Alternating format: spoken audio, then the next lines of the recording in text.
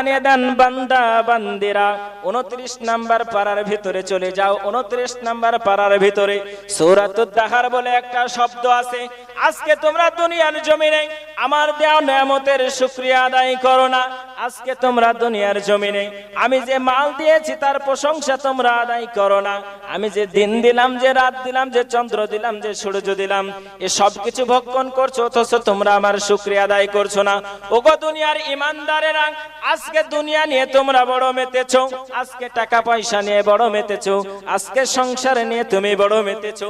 আল্লাহর কোরআন জানিয়ে দেয়, কোরআন বলেন বিসমিল্লাহির রহমানির রহিম, হাল আতা আলাল ইনসানি হিনুম মিনাদ দাহরি লাম ইয়াকুন শাইয়্যাম মাযকুরা।